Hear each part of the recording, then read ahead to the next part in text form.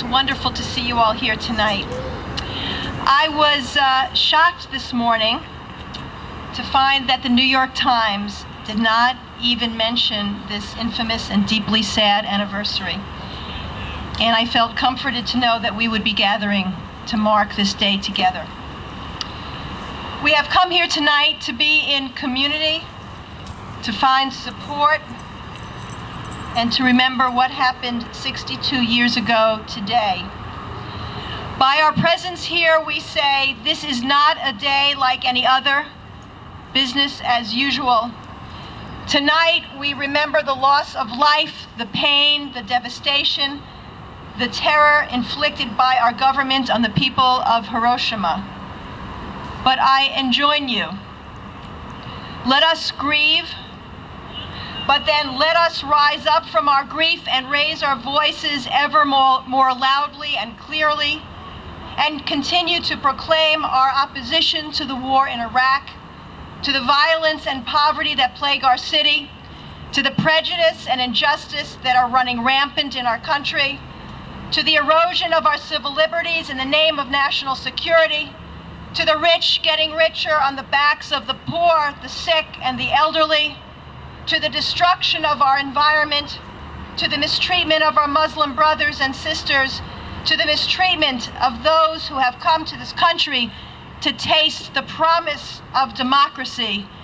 Because ultimately, the only way to truly mark this anniversary with any meaning, the only way to truly pay tribute to those who lost their lives, is to stand up for justice in their memory. Then, through us, from the ashes, new life is born.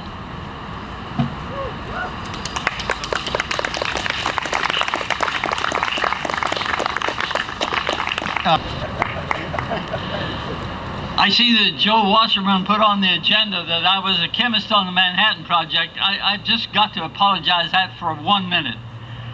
My dear wife and I were chemists, and I was going to be drafted into the Army carrying a rifle, and I was given the alternative of working in a warplane.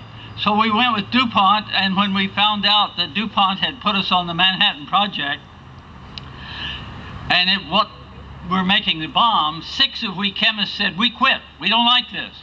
So DuPont said, fine, quit, we'll draft you into the Army and send you right back to the same lab desk. And if you told the Army you weren't going to the lab desk, you went to prison. So none of the 6 of us at that time were ready for prison, so we stayed till the end of the war and resigned. But it did change our life from being in chemistry, where we were natural sciences, where we were making stuff we could blow ourselves up with and kill everybody on the planet.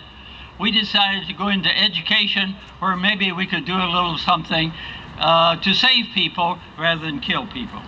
So that's how we got into the Manhattan Project and out of it.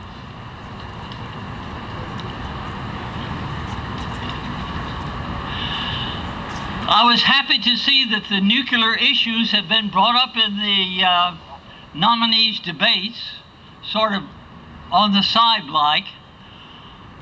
Obama said no president should ever use a nuclear weapon, and Hillary immediately came back and said no person should ever limit a president in his use of the nuclear weapons.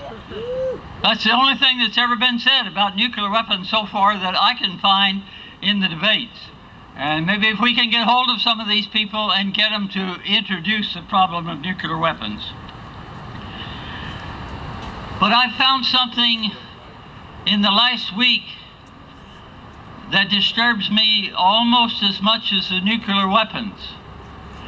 And this is 3 Bush presidential directives. It gives us an idea. I'm going to tell you what they are, and it gives us the idea of the sort of man that we have in the White House who has control of the nuclear weapons and the use of them. Let me tell you these.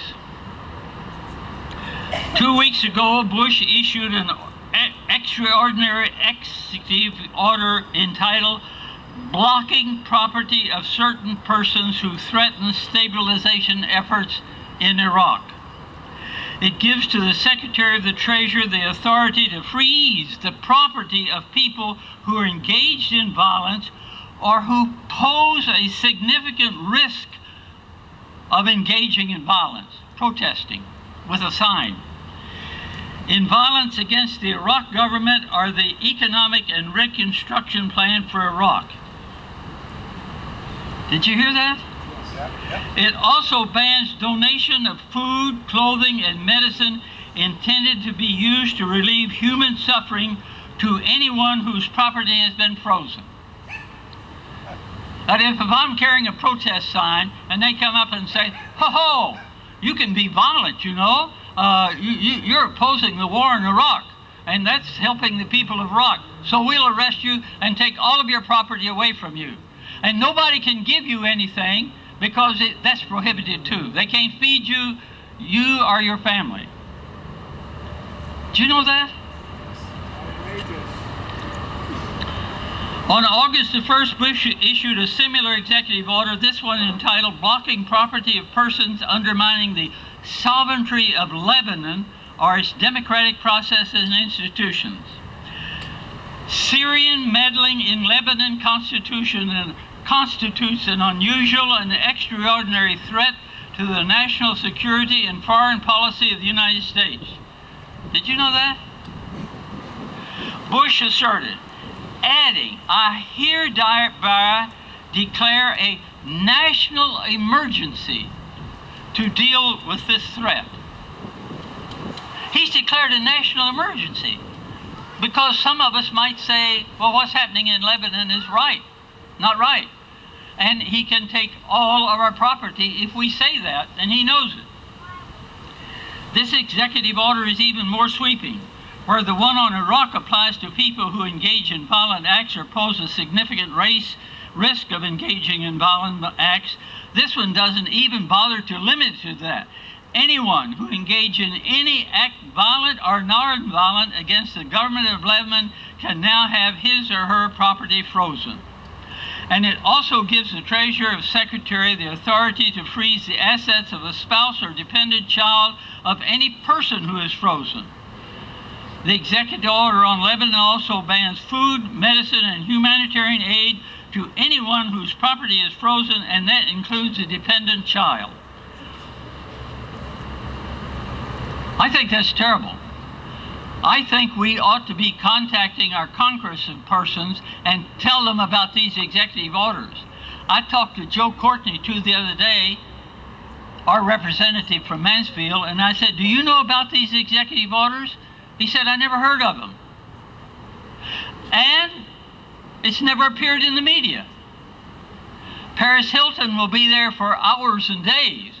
But the fact that Bush has declared a national emergency and can take the property away from any of us who protest has never appeared in the media.